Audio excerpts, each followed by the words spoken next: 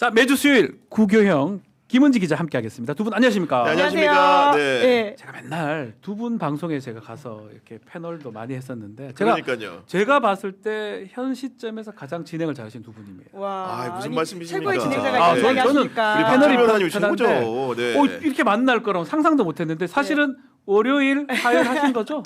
제가 수요일 하게 된 거고 예. 맞죠? 그렇습니다. 저희가 네. 1일 알바생 오늘 마지막 네. 파이널을 화려하게 아. 우리 박진 변호사님이 너무 든든한 거 있죠. 사실은 패널이 누구나에 따라서 제가 컨디션이 확 떨어질 때도 있는데 오늘 두 분 나온다는 얘기 듣고 신이 납니다. 그리고 저도 또 너무 이렇게 신납니다. 세 명이 같이 한 적은 거의 처음인 거예요. 맞아요. 그렇네요. 네, 이렇게 되는 네. 처음입니다. 두 분 네. 하는 방송 제가 잘 봐요. 예. 방송 진행은 저렇게 하는데 진행은 이렇게 하는데 또 패널로 나가서 어떻게 하느냐 이거 제가 배우려고 와. 자주 보고 무슨 있거든요. 말씀이십니까? 네. 너무너무 감사드리고 자 일단 본격적인 이야기 전에 광고를 좀 하고 제일 중요하죠. 광고 중요합니다. 먼저 좀 네. 하겠습니다. 자 먼저 비교원 광고입니다. 이 너무 좋은데 무조건 써야 하는 인터넷, 휴대폰, 정수기 렌털 의외로 매월 나가는 요금으로 부담이 되시죠? 이런 분들의 부담을 줄이기 위해서 비교원 저희가 준비를 했습니다. 인터넷 TV 신규 가입 시 최대 48만 원, 휴대폰 통신사 변경 시 최대 30만 원, 정수기 렌탈 시 최대 30만 원, 최대 108만 원의 혜택을 전액 현금으로 받을 수가 있습니다. 만약 현금 상품 혜택 원치 않으면 55인치 삼성 TV로 선택해서 받을 수도 있고요. 어차피 인터넷 모든 회사가 비슷합니다. 혜택만 챙기시면 되죠. 비교원 23년 동안 현금 상품 누적 983억 이상입니다. 누적 가입자가 60만 명 이상이며 서울보증보험에 8억 원 이상의 보험에 가입되어 있는 튼튼한 법인 기업이라고 생각하셔서 안심하고 가입하셔도 됩니다. 그리고 개인정보 보안도 철저해서 한 건의 보안 사고도 없고요. 또한 본사와 정식적으로 계약한 판매점이기 때문에 빠른 설치와 동시에 빠르게 사은품도 받으실 수가 있습니다. 지인 추천 시 최대 8만 원 지급해드리는 이벤트도 진행하고 있고요. 신청은 반드시 인터넷 비교원 기존 가입자 본인만 가능합니다. 장윤선의 취재 편의점 보고 연락 주셨다고 하면 비밀 혜택도 있습니다. 지금 1670-2571 전화를 주시거나 네이버에 비교원 검색하시고 상담 신청하시면 됩니다. 비교원 너무 좋습니다. 저희들도 이제 광고를 하고 있는데 네. 정말 비교원은 어디 축복 같은 존재입니다, 거의. 네. 저는 비교원 여러 방송에 가면 비교원 항상 있어요. 그러니까요. 그러니까 있다는 거는 뭐냐 하면 또 많이 이렇게 한다는 거 아니겠습니까? 그렇습니다. 비교원 하시죠, 그거? 네, 당연합니다, 저희는. 비교원 네. 하시죠. 128만 원. 다 외웠어요. 다 외웠어요. 128만 원에 혜택. 그만큼 믿고 하셔도 된다. 이렇게 생각하시면 될 것 같습니다. 네. 여러분의 선택은 비교원입니다. 비교원이요. 네. 진짜 원래 108만 원으로 또 이렇게 네. 변동이 좀 요즘 있더라고요. 조정이 좀 그러게요. 있었습니다. 예, 네. 128만 원도 있지만 108만 예, 원입니다. 예, 108만 원. 죄송합니다. 아닙니다. 자, 다음 광고입니다. 자, 피부도 다시 시작할 수 있습니다. 매일 빛나는 자신감. 디어 오늘 동키 크림. 네, 지금 이것도 들어주시네요. 이렇게 들어주시네요. 네. 하루의 시작과 끝 피부에 괜찮아, 정말 괜찮아, That's alright 말해주는 크림. 디어 오늘 동키 크림. 별점이 4.9점이고요. 리뷰가 3,900개를 돌파했습니다. 주름, 미백 기능성 인증 완료. 유럽에서 화이트 골드라고 불리는 동키 밀크를 국내 유일 직영 목장에서 착유를 했습니다. 듬뿍 담았습니다. 바르는 순간에 느껴지는 쫀쫀하게 밀착되는 피부 코팅막. 또 발라본 분들은 이미 알고 계실 건데요. 지금 피부 루틴을 다시 세울 타이밍입니다. 저도 지금 하고 있고요. 동키 크림 3개 세트 52% 할인 56,160원입니다. 부담 없이 피부 리셋 시작해 보세요.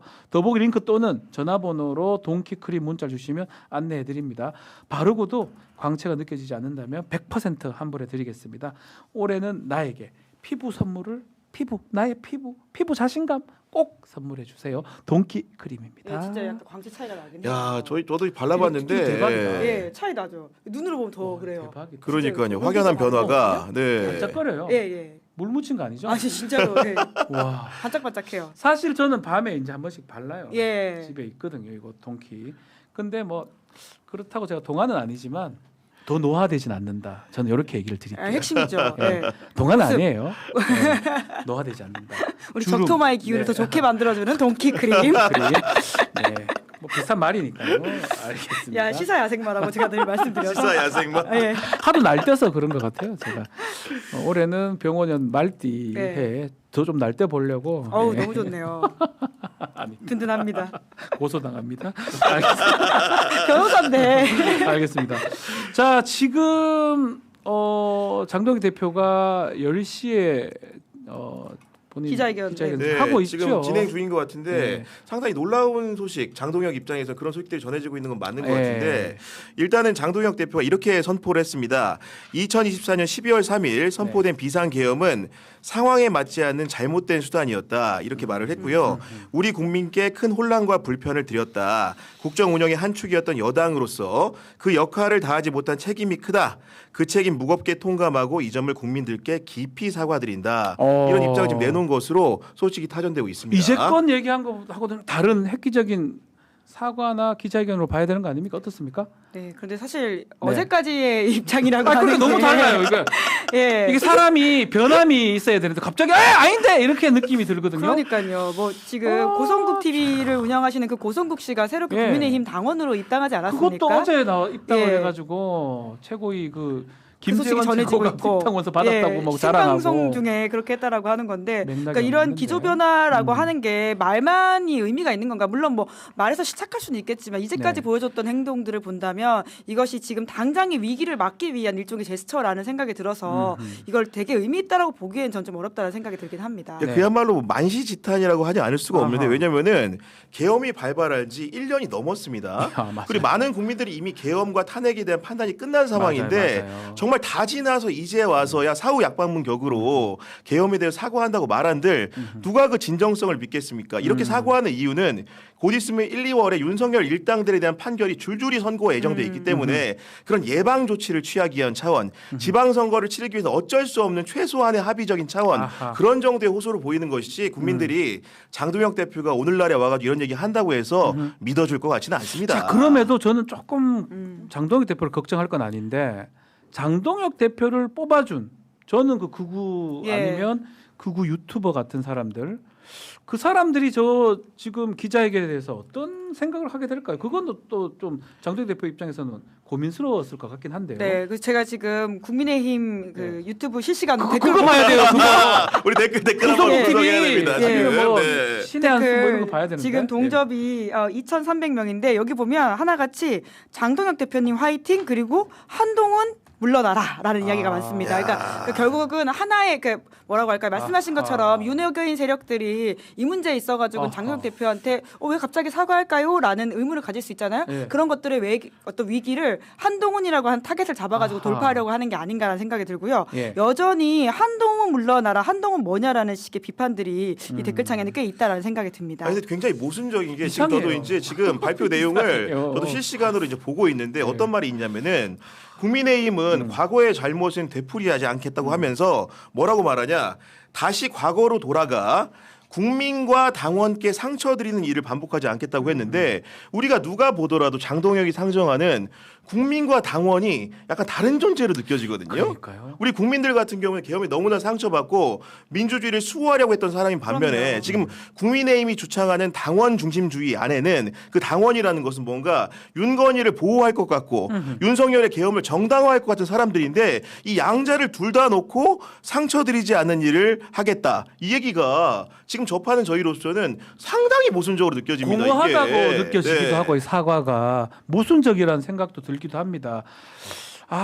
저거를 하는 게 뭐 하루 앞당긴 것 같아요. 원래 내일 정도 하려고 하다가 그랬죠. 하루 앞당긴 건데 뭐 저런 얘기를 할 것이다. 이제 보도는 되긴 했는데 실제로 또 하는 것도 그렇고 이게 지금 구경 기자 말씀처럼 뭔가 안 맞는 거 안 같은 맞죠. 느낌이 들어요. 네, 안 맞죠. 네. 아니, 불과 한 달 전 12월 3일 그러니까요. 비상계엄 일주기 때 네. 비상계엄은 야당의 폭거, 당시 야당이니까 민주당이지 않습니까? 야당의 폭거 때문에 일어난 일이라는 주장을 했습니다. 그게 그렇죠. 윤석열 씨와 다르지 않는 주장이거든요. 필리버스터 때 뭐 했던 얘기 들어보면 꼭 박완 아닙니까? 예. 사실은. 근데 한 달 사이에 도통 무슨 입장 예. 변화가 있었는지에 대해서는 우리가 충분히 봤지 않습니까? 네. 뭐 없었던 상황인데 갑자기 오늘 하루 아침에 그러니까 본인이 계속 그 계몽이라는 주장을 하고 있으신데 계속해서 변하는 그 모습들이 되게 이게 계몽령과 다를 바가 없다라는 생각이 들기도 합니다. 그리고 일정 같은 경우에도 상당한 고려가 있었던 것으로 추정이 되는 게 그 장동혁 대표가 오늘 이런 변화를 선언하지 않았습니까? 내일 같은 경우에는 윤리위원회 구성이 있은 다음에 처음으로 회의가 열리는 날이에요. 네. 그럼 사실 한동훈의 당원 게시판 글이라는 것은 윤석열, 김건희를 비판한 글입니다. 그러니까요. 지금 사실은 장동혁이 했던 얘기와 내일 윤리위에서 회의가 열려가지고 여러 가지 논의할 사안 같은 것들이 정면으로 또 충돌되는데 마치 같은 날 겹쳐놓으면 언론이 같은 날 동상이몽이다 이런 보도를 할 수 있지 않습니까? 네. 그렇기 때문에 선제적으로 변화를 선언하고 윤리위 문제는 뭔가 좀 빠르게 처리하기 위해서 내일로 이렇게 하는 게 아닌가라는 짐작을 좀 해봅니다. 그렇죠. 그냥. 네. 윤리 얘기 좀 해보죠. 지금 뭐가 맥락은 맞지 않습니다. 윤리를 억지로 지금 구성을 해서 뭐 몇 명은 사퇴를 했지만 윤민우 교수죠. 윤리위원장으로 선출이 됐는데 급하게 윤리를 또 구성을 하고 한다는 거는 한동훈 전 대표 징계랑도 관계가 있다고 봐야 되겠죠. 그렇죠. 사실 원래 윤리위원들을 이제 호선하는 방식으로 네. 해서 윤리위원장을 뽑겠다라고 했었는데, 근데 갑자기 이제 월요일이었나요? 월요일 오후에 문화일보에 윤리위원들 명단이 나오면서 또 상황이 좀 반전이 있지 다 않았습니까? 사퇴해버렸어요. 네. 두 사람이 사퇴한다라고 네. 하면서 또 뭔가 이 수세에 몰리는 모양새이다 보니까 지금 윤민우 윤리위원장을 임명함으로써 다시 좀 돌파하겠다라는 네. 뜻을 보이고 있는 것 같은데요. 근데 이분이 지금 뭐 사실 친한계에서 얼마나 열심히 찾아서 이 문제적인 분이신지 이야기하고 있거든요. 그러니까 그 김건희 씨를 문제 그렇게 많습니까? 김건희 씨와 관련해가지고 굉장히 감쌌던 전력들에 대해서 충분히 이제 보도가 나오고 있는 것 같긴 합니다. 네. 보니까 뭐 그 윤민우 교수가 친한계가 봤을 때는 불안한 인물로 아니, 느껴지나 봐요. 왜 그러냐면은 네. 기본적으로 이제 이분 같은 경우 윤리위원장이 과거에 보면 정당에서 율사 출신들이 많이 하죠. 지난번에 네. 여상원 변호사인가 그러니까요. 네. 이런 식으로 이제 법조계에서 많이 오는데 네. 이분 판사 같은 출신 경우에는 여상원 변호사. 경찰 뭐 행정 이런 것들을 전공하는 교수이긴 합니다만은 네. 기본적으로 법조인은 아니기 때문에 그렇죠. 그 배경에 의문이 쏠리는 거고 법조인 아니면 어떤 전문가냐 사이버 안보 전문가라고 했는데 기본적으로 우리 포털 사이트에서 중국 세력이 암약하고 있다라는 그러니까 취지의 그 얘기를 뭐 하던 주장 사람. 같은 것들을 해온 바가 있기 때문에 부정선거 음모론. 사실은 이거 자체가 윤석열의 그런 의견에 동조하는 세력이 지금 윤리위에 침투한 게 아니냐 이런 생각을 좀 하는 것이고 이런 사람이 윤리위원장이라는 예봉을 쥐고 있다고 한다면은 한동훈에 대한 징계 수위라는 것은 불을 보듯 뻔하지 않습니까? 그렇기 때문에 지금 신앙계 같은 경우에는 거품 물고 지금 반대하고 있는 상황인 거죠. 자 그러면 윤리 열어지면 한동훈 전 대표 수위는 뭐가 될까요? 근데 이제 우선 기준을 예. 김종혁 전 최고위원에 맡아서 봐야 될 것 같긴 당원권정지 하거든요. 2년이에요. 예. 뭐 한 것도 없는 것 같은데. 사실 그 굉장히 부적절하죠. 그 당에 대한 비판이고 네. 보통의 사람들이 가지고 있는 감각이지 그러니까요. 않습니까? 국민의힘이 저런 식으로 가서 파시스트적이다라는 식의 이야기들까지도 당원권 정지 2년이라고 한다면 사실 뭐 한동훈 전 대표 같은 경우는 본인이 아니라고는 하긴 하지만 하지만 이 어떤 여론 조작과 관련되어 있는 의혹들이 있기 때문에 네. 이게 그 수준 이상으로 나오지 않을까라는 좀 생각이 들긴 합니다. 하면 그 당원권 정지 2년보다 높은 게 제명도 가능하고 보면 어떤 구성이냐면은 예. 이렇습니다. 경고가 가장 낮고 예. 당원권 정지가 그 다음이고 예. 그다음에 탈당 권유가 그 다음 높고 그 다음 제명이에요. 제명이잖아요. 그렇기 때문에 탈당을 권유할 수도 있고 제명을 할 수도 있는데 그둘 중에 하나 같은데. 많은 분들이 우리가 윤석열 재판도 똑같습니다. 내란 주요 임무 종사자보다는 우두머리가 과격한 처벌을 받지 않습니까? 사실은 친한계가 이런 행위를 한 것 이면에는 사실 한동훈이 있다라는 상정을 하고 있는 게 기본적으로 장동혁 지도부기 때문에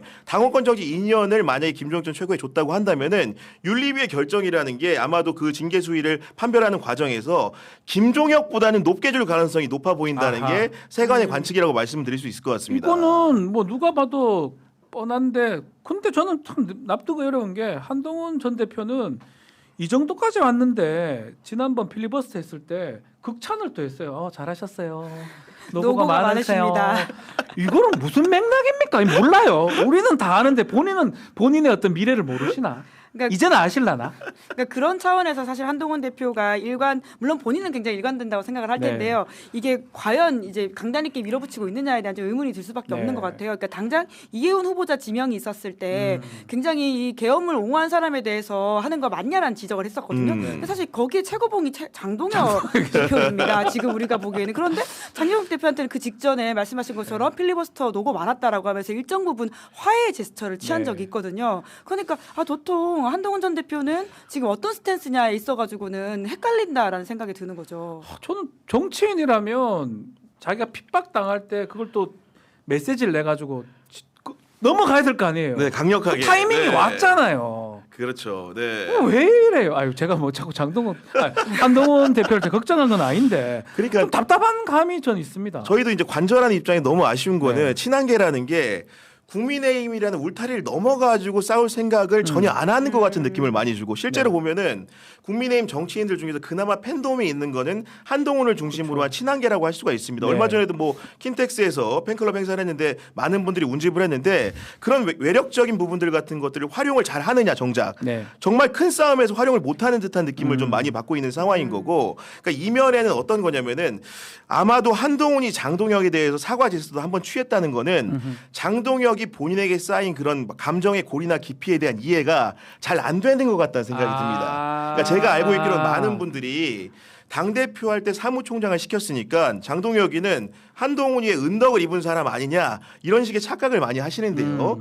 실제로 이제 장동혁이라는 사람은 정치에 입문하기 전에 판사를 했고 그렇죠. 당시에 행정처 등등에서 파견 판사 역할을 했기 때문에 당시에 대법원 양승태 코트를 상대로 한 수사에 대해서 굉장히 나쁜 감정을 갖고 있는 사람이거든요. 맞습니다. 그런 맞습니다. 전제가 있다는 걸 사람들이 모르면 배은망덕하다고 느끼지만 맞습니다. 사실은 장동혁을 한동훈은 원래 안 믿었는데 같이 일해보니 더 못 믿겠다 해가지고 이렇게 된 거예요. 그렇게 보는 게 네. 어쩌면 맞아요. 그런 서사를 보면 장동혁의 스탠스가 자기에게서 족쇄가 안 풀릴 걸 알아야 되는데 우리 한동훈 전 대표님은 그 이해가 좀 안 되는 상황인 것 같아요. 그러니까 출신 자체가 한동훈 검사고요. 장동혁은 판사고요. 그렇네요. 한동훈 검사가 사법농단 수사를 하면서 막 법원이 입은 어떤 충격이나 그런 것들 또 결국은 나중에 다 양승태 무죄됩니다. 그랬죠. 그 등등을 봤을 때는 구원이 있을 가능성이 있습니다. 그 말씀대로 같이 일해 보니까 더 아닌 걸 느꼈을 가능성도 있어요. 그렇게 생각하면 사실은 장동혁 대표를 걸고 넘어져야 되는데 이제 오늘 정도는 내일 만약에 징계 받고 이제 뭐라 하려나?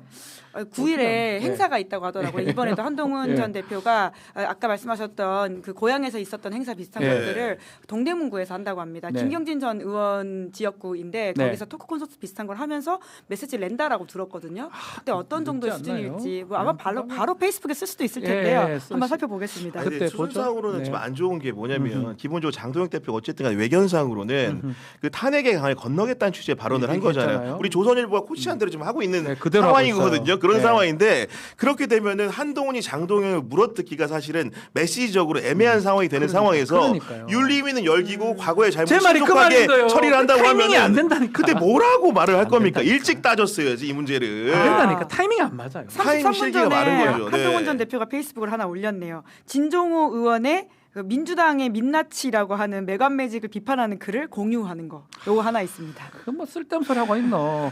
그 뭐가 의미가 있습니까 그게? 아직은 추가적인 입장이 그러니까 없네요. 맥락을 봐야 돼요. 정치인이라는 거는 본인이 메시지를 언제 낼고 타이밍이 맞냐 안 맞냐인데 지금 말한 것처럼 장동혁은 어쨌든 탄핵 계엄 강 건너겠다고 했는데 네. 사실 이게 한동훈이 딱 하기 제일 좋은 이슈긴 한데 이제 아니잖아요. 실제로 장동혁 대표 곤란할 메시지를 것 지금 같아요. 다시 한번 보니까 네. 어떻게 나와 있냐면은 과거에서 벗어나 국민 속으로 들어가겠다. 그쵸. 과거 일들은 사법부의 공정한 판단과 역사의 평가에 맡겨놓고 자, 계엄 탄핵까지 다르죠. 미래로 나가겠다. 조금 다릅니다. 본인도 판사니까 선고될 때쯤에 어떤 형이 나올지를 대충 감 보지 알지요, 않습니까? 이게. 알지요. 네.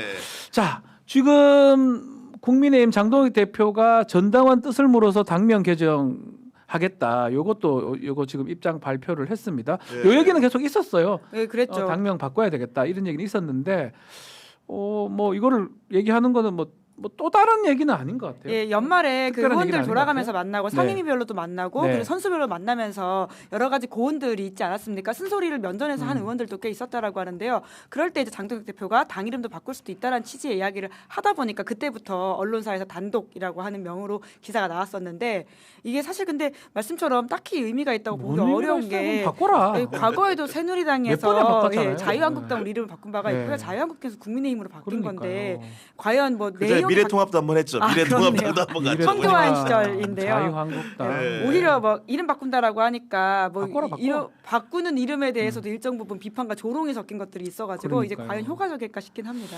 그렇죠. 저 얘기도 있고 이제 내란도 있고 한데 네. 그러면 맥락이 어제 거하고도 안 맞는 게 고성국 이제 뭐 얘기를 좀 해야 이 땅, 되는데 예, 고성국 TV 운영자입니다. 뭐 저도 친분이 있긴 한데 네.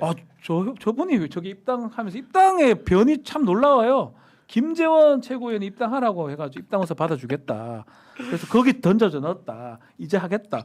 등등 고성국이라는 사람의 어떤 이미지, 예. 부정선거, 네. 뭐 예를 들어서 이게 지금 그 서부지법 폭동 이런 것도 사실 정황권 행사를 이렇게 했던 사람 아니겠습니까?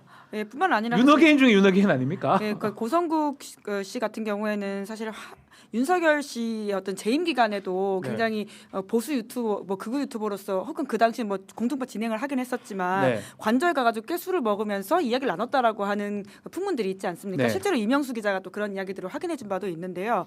그러니까 윤석열 전 대통령, 그러니까 윤석열 씨가 계엄하고 하는 데서 있어서 일정 부분에 역할과 책임이 있는 사람이라고 생각한다면 절연의 어떤 그 바이브와는 전혀 맞지 않는 행태라고 하는 거죠. 말만 지금 절연한다라고 하는 이상하지 것이지 않나요? 사과하는 것이지. 행동하고 메시지가 비슷해야 되는데 전날 고성국이 입당했는데 다음 날 내란하고 계엄의 강을 건너겠다.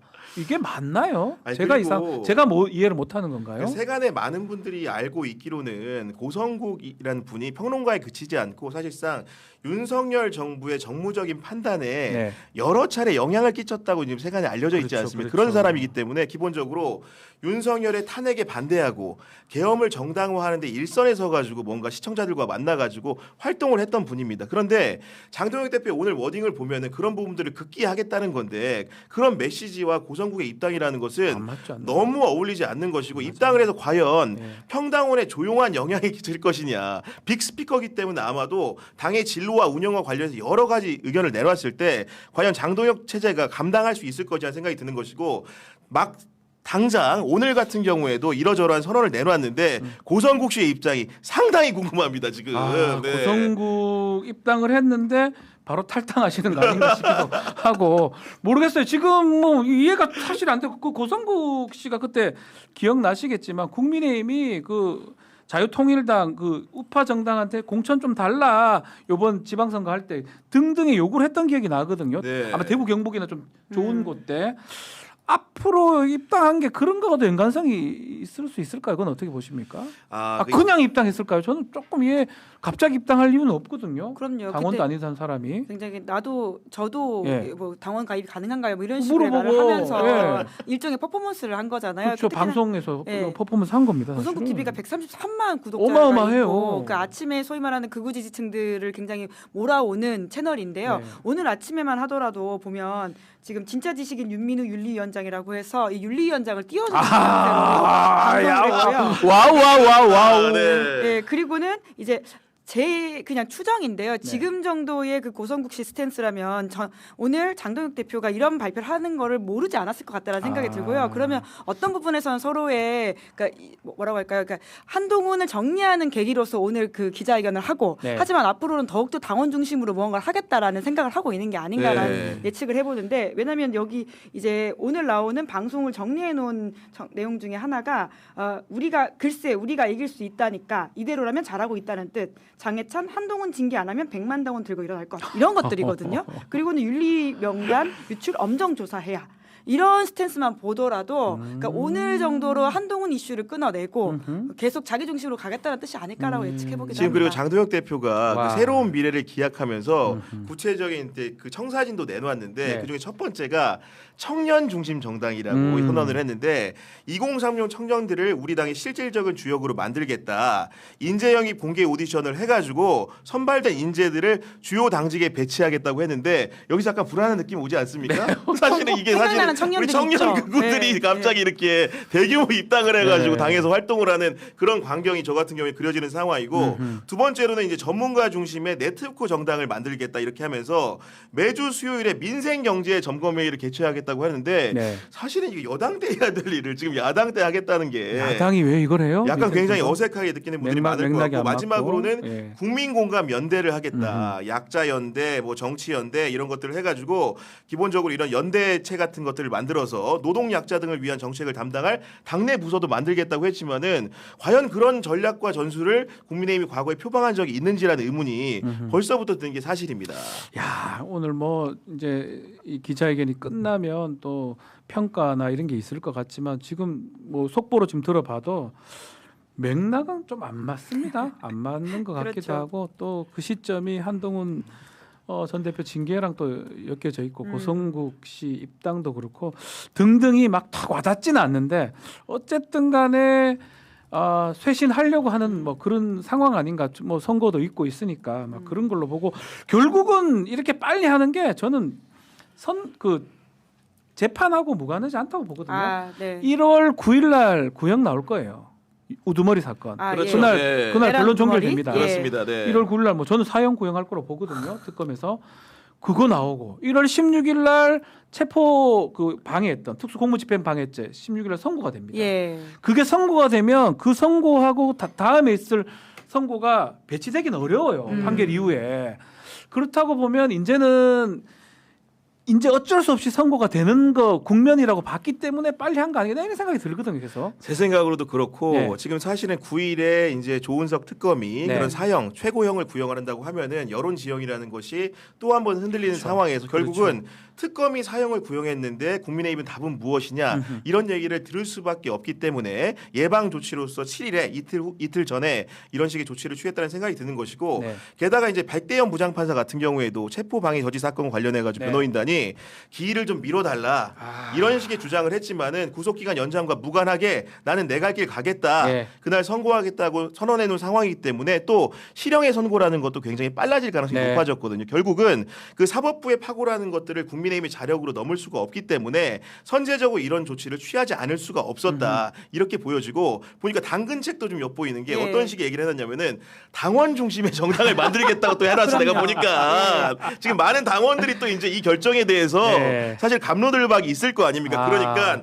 앞으로는 당원을 중심으로 하는 정당을 만들겠다 이렇게 얘기하면서 무서운 얘기도 하나 해놨는데 뭐죠? 지방선거 공천 룰을 여러 가지로 이제 바꾸겠다고 하면서 지역과 대상에 따라 당신 반영 비율을 조정하겠다고 했습니다. 지금 이거 서울은 네. 뭐 어떻게 하겠다 했던 아닌가요? 많이 그러면? 조정할 수 있죠. 그러니까 지금 네. 70 이상. 100대 0 만드는 거 아니야 진짜로? 근데 사전 정지작이 분명히 있었던 네. 것으로 보이는데요. 그러니까 안철수 의원이 1시간 전에 이런 페이스북을 올렸어요. 예, 예, 예. 그러니까 어제 오세훈 시장 만나지 않았습니까? 네. 그래서 일정 부분 한 전 대표 쪽에 힘을 실어주는 게 아니냐라는 해석들이 나왔었는데 하지만 오늘 낸 입장 같은 경우에는 본인이 거기서 만났다라는 이야기를 하면서도 하지만 지금 이 문제에 있어가지고는 한동훈이라는 사람 때문에 당력이 분산되고 있다라는 글을 썼어요. 지금 안철수가요? 있었더라고요. 그러면서 결과적으로 이 문제는 한동훈이 풀어야 될 문제고 이것은 드루킹 조장 피해 범죄 당사자인 내경으로 비춰봤을 때 전형적인 여론조작 수법이다라고 하면서 이 글의 핵심은 오히려 한동훈 전 대표를 겨냥하는 모양새고요. 이거를 또 곧바로 장해찬 여의도 연구원 또? 부원장이 공유를 했습니다. 티키타카가 좋네요 예, 오늘 예. 보니까 네. 그런 거 봐서는 그러니까 결과적으로는 그러니까 말씀하신 것처럼 9일 16일을 앞둔 사전 정지 작업 플러스 한동훈에 대한 사전 정지 작업이지 않을까라는 모양새인 것 같습니다. 예, 제 해설인데요. 예. 그러니까 전반적으로 뭔가 이런 모양새들을 지금 근데 이런 거 보여주고 있네요. 보면은 저는 친한계가 사실은 정치판이라는 거는 우리 박준 변호사 더 잘하시지만은 개싸움이잖아요 사실은. 싸움이죠. 사실은 뭐 굉장히 머리로 하는 게 아니고 가슴으로 하는 게 아니고 정말로 이제 들이박는 사람들이 맞아요. 많은데 투견, 맞아요. 투견. 그런 식의 맞아요. 투견 정치에 익숙하지 않은 미숙함이 이런 데서 드러난다고 봅니다. 이렇게 실기를 해버리면은 이제 친한계와 국민의힘에서 뭐 당권은-커녕 뭔가 목소리를 내기가 굉장히 어려워져요. 이제는 자신의 유튜버를 해야 됩니다. 그러되면 못합니다. 이래되면 이게 이제 실기한 것 같아요. 이 예. 정도는 실기한 것 같아요. 그리고 이제 장동혁 지도부가 흔들린다라는 이야기들을 예. 많이 하기도 하고 일정 부분 바람을 섞어서 이야기하시는 분들이 꽤 있는데 저도 요즘 알아보니까 결과적으로 최고위원 4명이 사퇴해야지만 이제 장동혁 체제가 무너지는 상황이라고 하는데요. 결정적으로 지금까지 놀랍게도 장동혁 대표는 지명직 최고위원을 임명하지 않았습니다. 아 그래요? 그러니까 경우에 따라서는 자기가 아직도 고소국 남아있는 해요. 그럼 고소국 임명해버리면 어떡합니까? 인사권을 행사할 수 있고요. 그러면 4명을 방어할 수 있는 상황이거든요. 그러니까요. 그런 것만 보더라도 말씀하신 것처럼 이런 아주 치열한 싸움에서 한동훈계가 굉장히 치밀하게 이 상황을 받아들이고 전투하고 있는지에 대해서 좀 의아하긴 무너질 합니다. 여지가 없어요. 김민수, 김재원 뭐 등등 봤을 때는 최고위원이 무너져야지 지도부가 무너지는데 네, 그렇죠. 무너질 가능성조차도 없는데 그리고 왜 이렇게 싸움을 할까요? 여론 미디어 전략도 잘못됐다고 느끼는데 네. 친한계는 대체로 지상파에 나와가지고 그렇죠. 정면 승부를 예, 많이 해왔습니다. 네, 이게 맞아요. 국민과 상대하는 방법이고 장동혁의 부당함을 알리는 방법이라고 선언을 해왔는데 실제로 보수 진영에서 많이 보는 유튜브 정치는 또 그거. 상대적으로 많이 부족했는데 빙고. 그런 점이 결국은 이런 데서 발목 잡히게 되는 겁니다. 우리가 왜 그걸 다 설명해 주는지 모르겠는데 제가 답답함을 느꼈던 거예요. 실제로 지상파에 가보면 그 한 친한계라고 와가지고 친윤 쪽은 없어요. 장동혁 쪽은 없고 그래 저게 맥락이 맞나? 저 사람이 국민의힘 대표한다고 볼 수 있나? 이 정도인데 또 한편으로 거기 와서 보는 많은 사람들이 그 공감을 할 수 있겠지만 지금 중요한 거는 자신의 당이거든요. 그렇습니다. 그러니까 어쩌면 자기 보수 유튜버 거기 가서 많이 목소리를 냈었어야 되는데 라는 생각을 저는 가졌었거든요. 사실은. 그러니까요. 비슷하네요, 저랑. 근데 전략적으로 근데 너무나 미스가 많았기 때문에 지금 이런 상황에서는 과연 파국을 막기가 사실은 쉽지 않을까라는 생각이 드는 게 네. 여기서 방비책, 방어책이 과연 뭐가 나올 수 있을까요? 네. 네. 예를 들면 윤리위를 거부하고 예를 들면 장외투쟁을 한다고 한들 국민의힘에서 응원단이 생길 수 있을까요? 없습니다. 안철수마저도 지금 보면 그 안철수는 좀 다른 네. 류의 그 상황이었는데도 그럼요. 비판하고 있거든 지금 고소하라고 하잖아요. 아니 안철수 심지어 그 계엄에 반대를 했고 네. 심지어 탄핵에 찬성하는 그런 맞습니다. 스탠스 아니었습니까? 예. 그런 사람조차도 한동훈과 결을 관리해서 당원 게시판 문제는 스스로 결자해지하라고 외친다는 것은 한동훈에게 고립무원 상황임을 보여준다 이렇게 생각이 됩니다. 아, 쉽지 않아 보입니다. 쉽지 않아 한동훈 전 보입니다. 대표가. 한동훈 전 대표. 또 혹시 뭐 장동혁 대표 뭐 들어온 속보 있나요? 네, 지금 그 이제 좀 정도라고 슬슬 봐야 그 됩니까? 정도 내용으로 보실 것 같고 네. 여하간 아까 이제 김현식 기자가 말해준 대로 그 200만 책임 당원 시대를 열겠다고 얘기하면서 당명도 바꾸겠다고 했고 그러면서 이제 아마 지방선거를 반드시 장동혁 체제로 치르겠다라는 얘기가 돼 있는데 전략 지역의 경우에는 공개 오디션을 통해서 후보를 선출하겠다. 장동혁 중심으로 확실하게 가겠다라는 자기 선포도 해놨습니다 지금. 그러니까 전략 지역이라고 하는 게 결과적으로 대구 경북이죠. 예, 그러니까 본인의 그립을 지겠다라는 이야기거든요. 그러니까 점점 더 이제 이 당의 장악력을 올리겠다는 뜻인 것 같고요. 이게 정치력이 뛰어나지 않는 줄 알았어요, 사실은. 근데 오히려 정치력이 없는 게 더 이게 변수인 게 자기 마음대로 그냥 예측 해버리는 불가능한. 거예요. 아무도 예측을 못합니다. 사실은 이렇게 하겠지 저렇게 하겠지가 아니에요. 그냥 좀 밀어붙이고 마음대로 해버리거든요. 정치 경력이 짧은 게 오히려 딴 사람이 봤을 때는 예측을 못하는 경우로 나간 게 아닌가 이런 생각도 들긴 해요. 아 그리고 대단합니다. 아까 이제 미디어 얘기를 자꾸 네. 하게 되는데 우리가 대단합니다. 장해찬 여의도연구원 부원장 같은 경우에도 많은 뭐 진보진영에 계신 분들은 사실은 허투루 보는 경우가 많은데 나름대로 방송이나 글이나 역량이 사실은 그런 능력으로 따지면은 전략 전술이 다양한 분이기 맞아요. 때문에 지금 네. 보면 이번에도 보면 전면에 나서 가지고 모든 싸움에 나서고 있지 않습니까? 안철수랑 심지어 티키타카도 하는 상황이기 때문에 그런 식의 사람을 두고 있냐 없느냐가 차이인 것 같고 한동훈 같은 경우는 너무나 점잖은 방식으로 막 지적으로 충만한 사람들이 이렇게 싸움을 하다 그러다 보니까 징계 먹고. 그 수위가 너무나 맞아요. 이렇게 넘나들지 못하는 부분이 너무나 안타깝습니다. 장해찬, 네. 아유 또 얘기. 요새 조선일보 사설과도 싸우고 있지 예, 않습니까? 그렇죠. 네, 네, 논설위원들한테도 굉장히 지적하는 글을 익명에 썼더라고요. 숨어 있는 그들을 향해서 네. 올드미디어라는 표현을 쓰던데요. 장해찬 네. 대단해요. 부원장이죠. 지금 여연 부원장하고 예. 맡고 있습니다.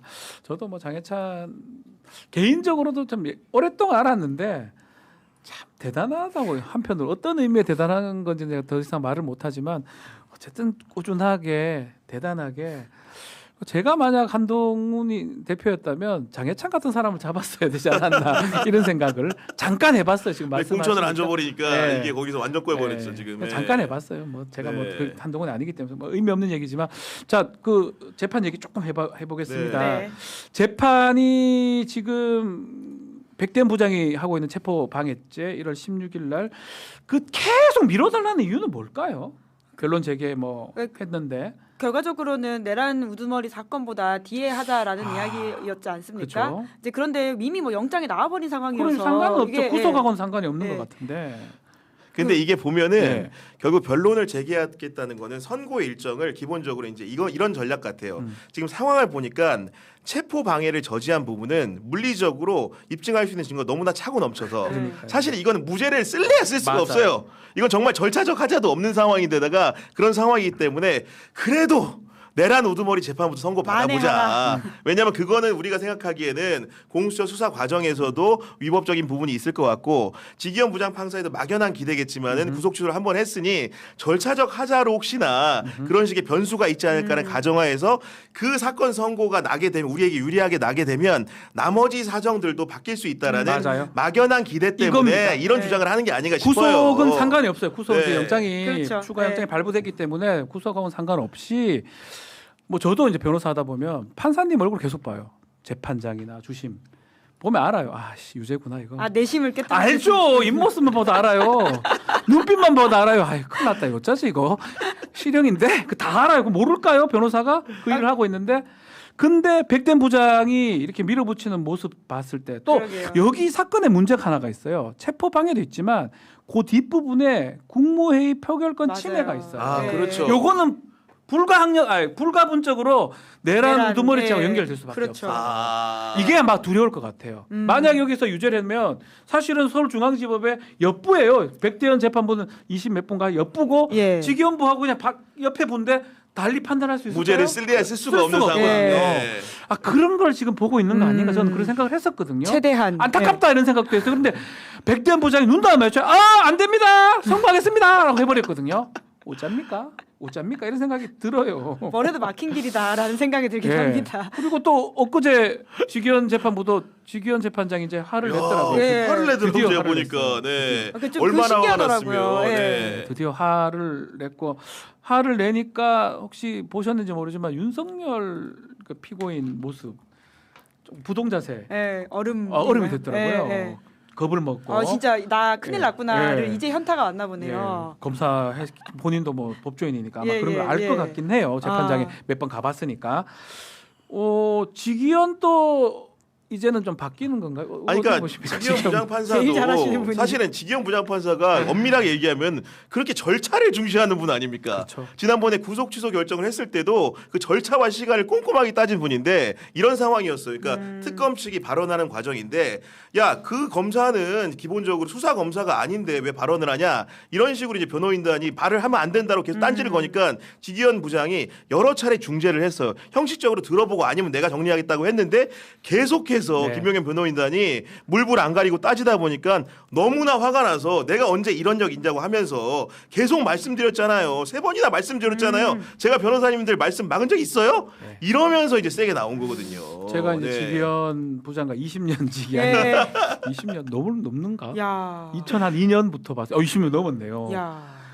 뭐 이 얘기를 뭐 굳이 할 건 없는데 해주세요. 20년 네. 이상 있으면서 뭐 오랫동안 자주 보기도 하고 뭐 사실 이 재판 이후에는 몇 번 보지를 못하고 이런 상황인데 화를 내는 스타일이 아니에요. 그럼 진짜 화가 난 원래 거네요. 진짜 그렇구나. 우상. 웃는 상이에요. 아. 제가 지난번에도 얘기를 했지만 그 이제 법무관 훈련을 같이 받았어요. 법무관 훈련 받으면 가장 힘든 훈련 중에 하나가 행군 훈련 한 20시간 막 걸어요. 오, 너무 네. 힘들죠. 50분 걷고 예. 10분 쉬면 이제 10분 동안 다들 막 너무 힘들어서 녹초가 돼 있는데 그리고 100여 명이 우리 동기 이제 법무관 네. 이제 장교 훈련을 받았었는데 10분 동안 앞에서 떠드는 사람 한 명 있고 뒤에서 떠드는 사람 한 명 있었는데 하루 종일 떠들고 노래 부르고 춤추고 성대모사 하는 사람이 있었는데 앞에는 시경이 뒤에는 저였습니다. 두 명이 엄청 떠들어가지고 동기생들이 뭐 기억을 할 거예요. 그래서 저는 직위원 지금 재판장 판사가 전 조금 변호사일 줄 알았거든요. 그러니까요. 판사가 될 줄 잘 몰랐어요. 야. 그냥 스타일 자체가 너무 진짜 누가 레크레이션 하던데 진짜 그런 스타일이 맞아요.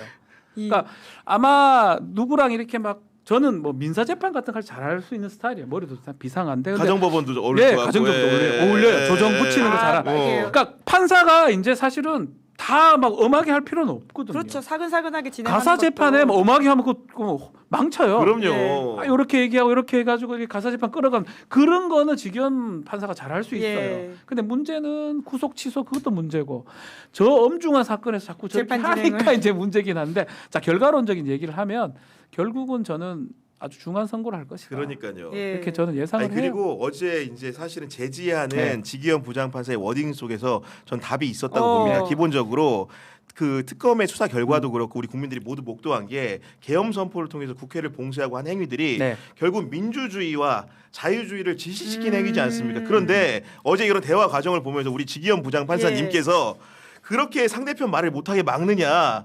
자유주의와 민주주의 실컷 얘기했잖아요. 이런 얘기를 하면서 너네가 얘기하는 자유주의와 민주주의를 사실상 받아들이기 어렵다 이런 선포를 한 거기 때문에 맞아요. 이게 아마 심증 형성에도 상당한 영향을 주지 않을까 생각을 그러게요. 해봅니다. 꽤 힌트를 주는 스타일인 것 같더라고요. 그 얘기를 직위원 하죠. 부장판사는. 그래서 직위원 부장이 저 미소 뒤에 감춰져 있는 도끼가 있지 않을까 제가 그냥 그렇게 예측을 하고요.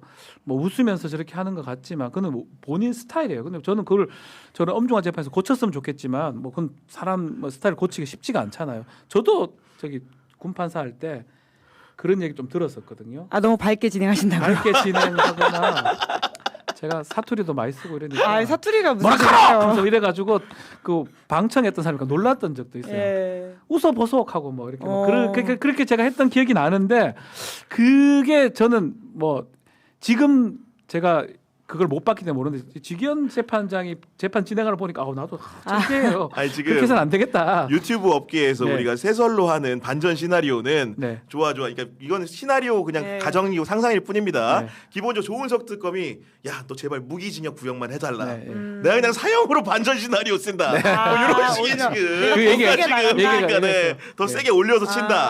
아. 뭐 이런 식의 그런 세설 같은 경우에도 우리가 얘기가 재밌게 있어요. 하고는 있습니다. 얘기가 예. 굉장히 엄하게 판결할 거다라고 네, 하는 그런 것에 대한 얘기죠. 기대가 네. 크다. 예. 아마 전초전이 지난번에 나왔던 것 같아요. 그렇게 이하상 변호사하고 다투면서 예. 몇 번 경고한 게 막 경고하고. 그런 것들하고 연관이 어. 되는 것 같습니다. 이제 곧 이제 1월부터 계속 선고가 될 건데 뭐 또 중간에 또 한덕수 선고도 있지 않겠습니까? 그렇죠. 예. 한덕수도 구형이 꽤 많이 됐고 한덕수 같은 경우는 또 법정 구속의 가능성도 있지 않을까 또 생각도 해요. 저는 법정 구속해야 된다고 생각하는데요. 네. 그게 21일로 기억을 맞습니다. 하는데 1월 21일로 예, 저도 알고 있습니다. 15년 구형형이었고 그 특히나 한덕수 전 총리 같은 경우는 했던 거짓말들이 너무 많고 네. 이와 관련해서 제대로 반성했는지가 재판 중에서 드러나지 않고 있거든요. 네. 여전히 거짓말하는 행태들이라고 하든지 본인을 보신하기 위한 일들이 많아가지고 그것은 법정 구속으로서 이 재판부가 이 엄중함을 보여줘야 된다는 생각이 들긴 합니다. 네, 그 보면은 이제 그 우리 변호사님이 더 잘하시겠지만은 기본적으로 특검이 15년을 구형했다는 거는 대놓고 구속 시켜 주세요. 제발 좀 이 얘기 아닙니까, 사실은. 맞아요. 네. 그냥 다른 얘기가 아니에요. 뭐 집행유예 써달라고 쓸 수가 없는 형을 구형한 거고 재판부가 특검이 제시한 증거를 유죄의 증거로 인정하고 채택하기만 한다면 사실 한덕수는 법정 구속을 면하기가 어려울 거라고 관측을 합니다. 네, 그리고 네. 그 이진관 부장판사가 공소장 변경을 적극적으로 지시한 네, 바가 있지 맞습니다. 않습니까? 네. 이건 방조가 아니라 주요 혐의라고 봐야 된다는 이야기였기 때문에 그런 것만 보더라도 오히려 특검보다도 이 사안의 중대성을 더 진지하게 임하고 그렇죠. 있다라는 생각이 들어서 그럴 거면 3심까지 쭉 가가지고는 마지막에 형을 살 게 아니라 지금부터라도 그 반성해야 하는 기미를 보이기 위해서라도 법정 구속하는 엄정함을 보여야 된다. 다툼의 여지가 있거나 두 번째 이제 현직 정치인일 음. 때는 아마 구속을 하지 않는 게 많았어요. 뭐 실형이 한 2년 3년 많이 된다 그렇죠. 그러면 네. 2심 가서 다퉈봐라. 그리고 정치 활동을 해야 되고 방어 활동을 해야 되지 않겠냐 해서 구속하지 않은 경우가 있었는데 한덕수는 정치인은 아닙니다. 그렇죠. 지금 네. 아니고요.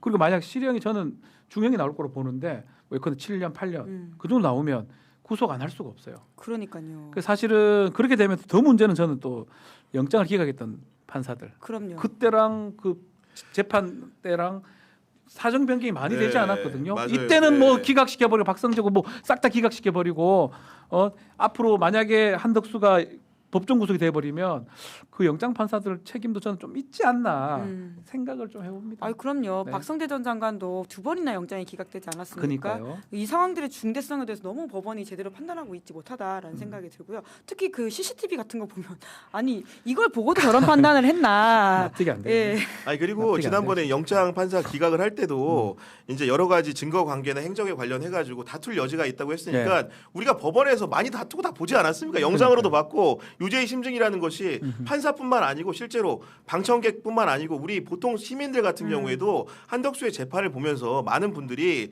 정말로 계엄에 부역한 사람이 맞구나라는 생각을 하지 않을 수 없었을 것 같습니다. 자, 이 얘기도 좀 해보죠. 이게 저도 사실 이 윤석열 지지자가 백악관 공식 인스타그램에 계속 간대요. 그리고 FAFO 이게 뭔지는 모르겠는데 까불면 다친다고 이런 소호라고 해요. 그러면서 네. 대한민국 정상화 믿습니다. 트황 이러면서 공산화 막아주세요.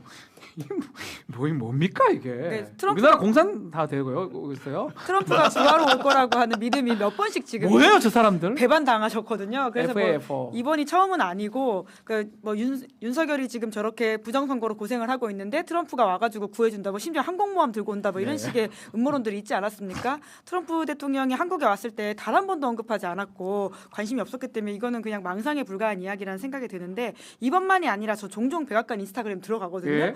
거기 우리 일정 같은 게 있을 때 대통령이 미국에서도 우리 일정을 올리는데요. 거기 보면 한국어로 그렇게 써놓습니다.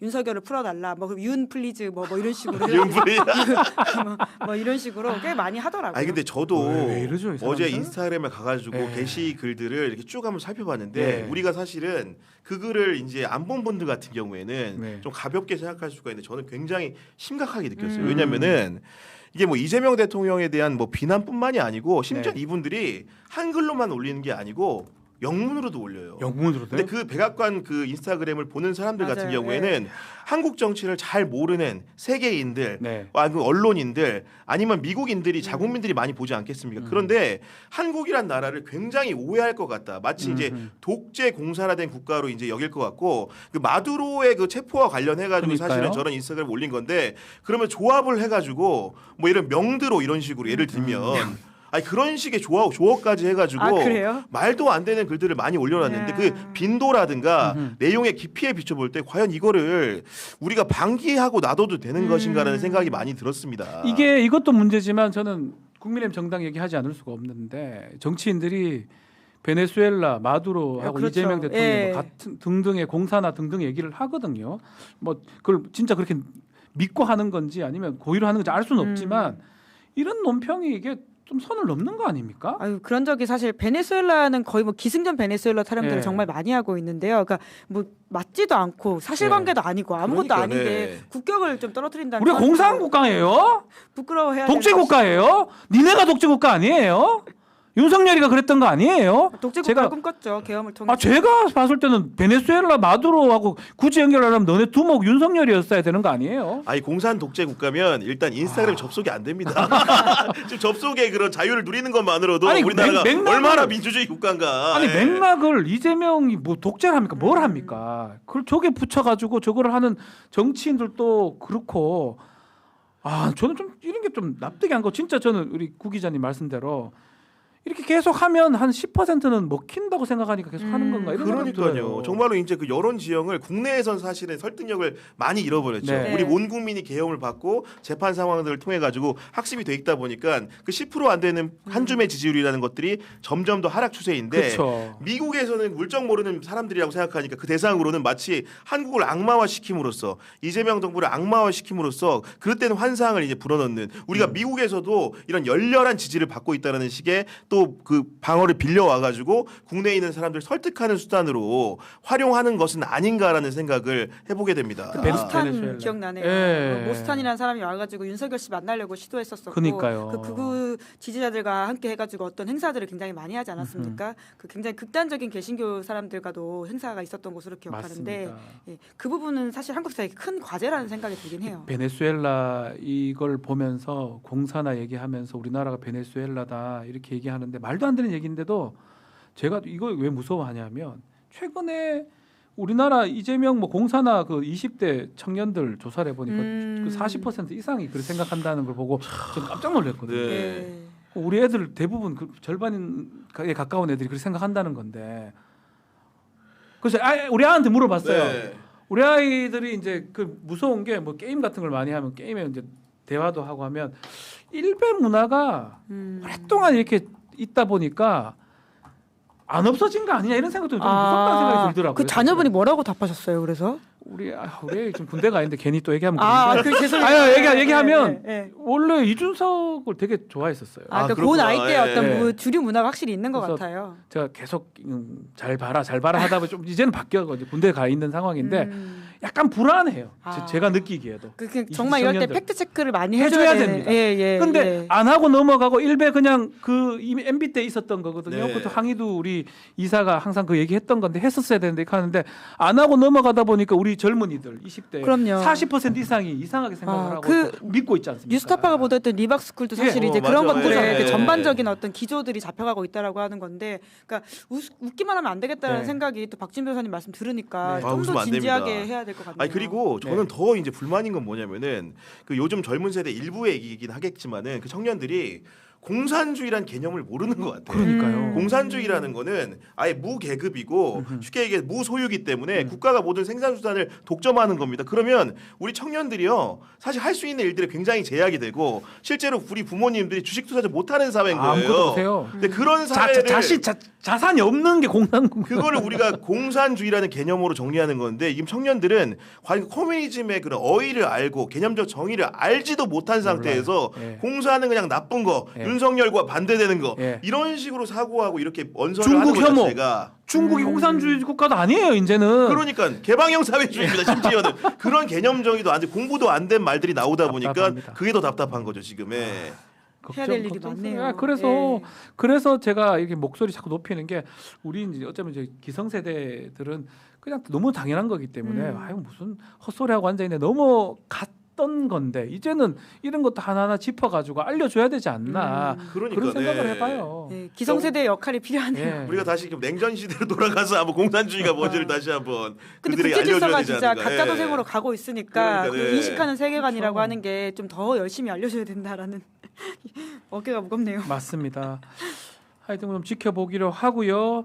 뭐 얼마 안 남았지만 민주당 얘기도 좀 해봐야 될 것 같아요. 지금 뭐 이제 곧 있으면 네. 원내대표 선거 보궐선거도 하고 최고위원 선거도 하는데 계속 문제되는 게 이제 뭐 큰 건 같아요. 이해운 후보자 장관직 청문회 하느냐 하고 또 김병기 전 원내대표 상황 뭐 어떻게 보십니까, 구 기자님?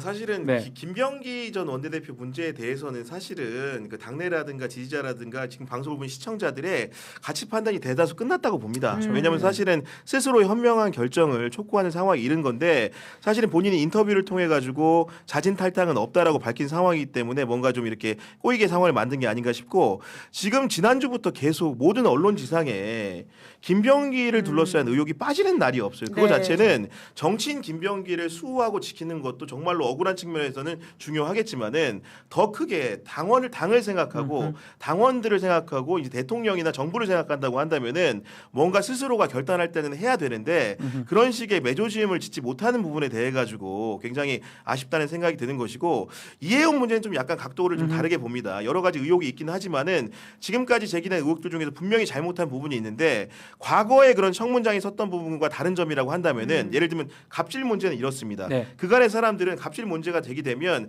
그냥 스스로가 뭐 변호하고 넘어갔는데 적어도 이해은 후보자 같은 경우에는 당사자에게 접근하려는 노력 사과 의사 같은 것들을 공개적으로 밝힌 바가 있기 때문에 그런 문제들을 자질과 검증하는 과정에서 청문회 정도는 한번 받아봐야 되지 않겠는가라는 좀 생각을 하게 되는 것이고 그리고 오히려 이해운에 대한 의혹이 나오면 나올수록 느끼는 것은 국민의힘은 공천을 어떻게 줬는가라는 생각을 좀 많이 하게 되는 것이고 이해운 후보자 자체가 국민의힘에서 무려 3선한 국회의원입니다. 그간에 검증 카드가 여러 가지가 있을 텐데 이런 부분들도 허투루 보고 넘긴 것인가 이런 생각을 반대로 많이 해보는 계기가 됐습니다. 자, 김병기 의원 얘기부터 먼저 하면 뉴스토마토 출연하셨더라고요. 예, 사실 그게 독이 된 것 같아요. 왜 또 출연하셨을까요? 예, 뭐 결과적으로 그 인터뷰를 계기로 해서 당에서 목소리를 안 내서드시는 분들이 내야 된다라는 좀 결심을 해가지고 좀 말이 나오고 있는 것 같거든요. 박지원 의원, 박주민 의원, 진성준 의원 이런 분들, 그러니까 당의 중진을 중심으로 이제는 탈당해라라고 이야기를 하고 있는 것 같은데요. 다음 주 월요일에 윤리심판원에서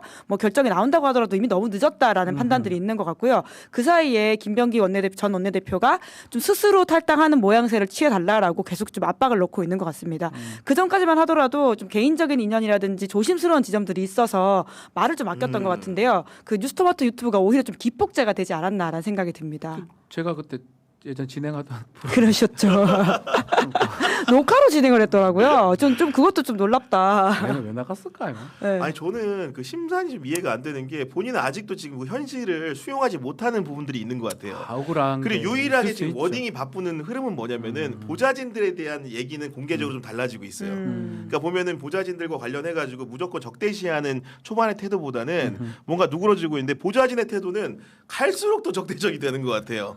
저는 그분들이 늘 말씀드리지만 참이라고 생각하지 않습니다. 그분들 같은 경우에도 김병기 전 원내대표가 알고 있는 몇 가지 문제점들이 분명히 있고 네. 그런 부분들을 제가 이제 국회에 계신 분들한테 들어보면 그게 완벽하게 깨끗한 하고 생각은 안 들어요. 그렇지만서도 국회라는 공간이라는 것은 의원과 보좌진이라는 게 서열 관계가 있는 거잖아요. 그럼 밑에 사람이 들이박을 때는 사실 윗사람이 수용하고 뭔가 좀 겸허하게 행동을 해야 되는데 그런 자세를 이제 취하지 못하는 거에 대해서 그리고 아마도 김병희 전 원내대표 끝까지 해명한 이유 중에 하나는 네. 가족의 문제가 됐기 때문인 것 같아요.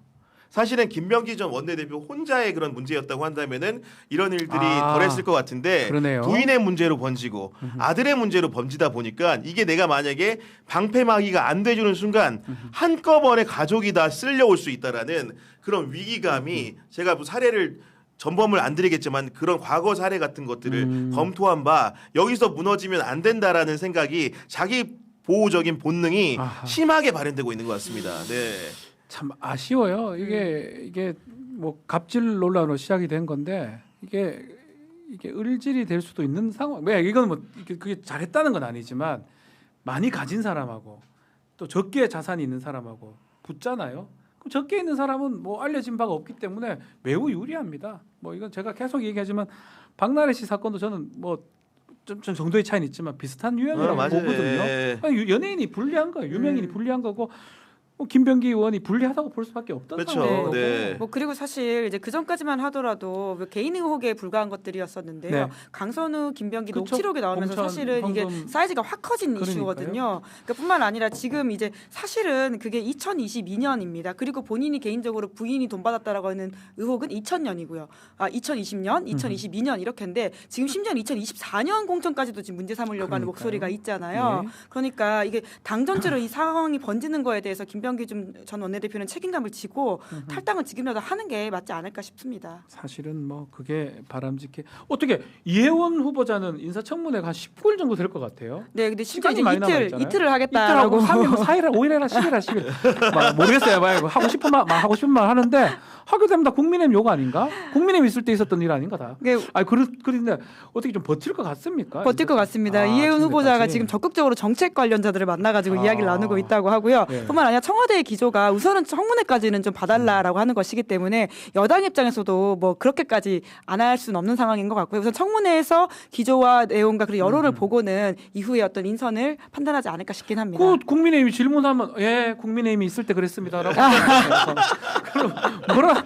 그러니까 국민의힘이 이틀 하든 3일 하든 뭐 일주일 내도록 하든 간에 아니, 다 자기들 요구 아닌가요? 국힘에서 아들이 이제 인터넷 단 의혹을 제기하는데 그게 옛날 이름은 다르죠. 국힘 의원실 그 의원실이잖아요. 너네 정당에서 한 민주당 거다. 의원실에 인터넷이 아닙니다. 그러니까 지금. 민주당 와서 그러니까, 있는 네. 게 한 게 하나도 없어요. 다 국민의힘에서 있었던 일인데요. 그러니까 그게 딜레마예요. 제가 봤을 때는 뭐 주진우 의원이 뭐 저래 하는데 주진우는 초선이라서 몰라서 저런지 몰라도 당신이 안 들어올 때부터 있었던 일들이에요. 그 정당에서.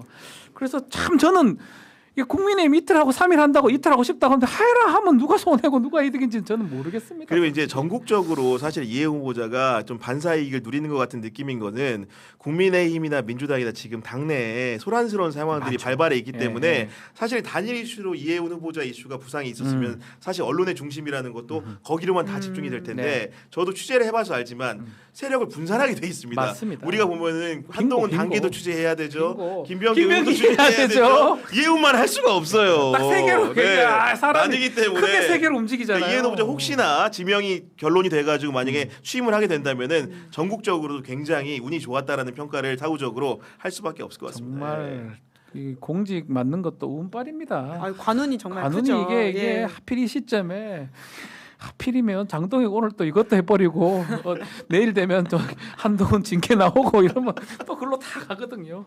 알겠습니다. 자 시간이 다 돼서 오늘 방송에서 마무리를 해야 되는데 지금 두 분 오늘 너무 감사합니다. 저는 즐거워 너무 재밌게 너무 이야기했습니다. 사실은 뭐 제가 뭐 진행을 막 진지하게 못하는 스타일이라서 그런지 몰라도 하여튼 내일 이제 다시 옵니다. 오늘 저는 1일 아르바이트생이었고 박지원이었고 내일 장윤선 기자가 오면 네. 풍성한 이야기를 아마 전달해 드릴 겁니다. 그리고 두 분 김은지 기자님, 네. 이현 기자님 감사합니다. 인사드리고요. 생방 끝나고 우리 장윤선 기자가 하와이에서 상하이 죄송해요. 네가 가라. 네가 가라 하와이요. 어우, 상하이 하와이 상하이에서 전하는 한중 정상회담 소식 이어지니까요. 어디 가지 마시고 계속 채널 고정해 주십시오. 감사합니다. 고맙습니다. 감사합니다.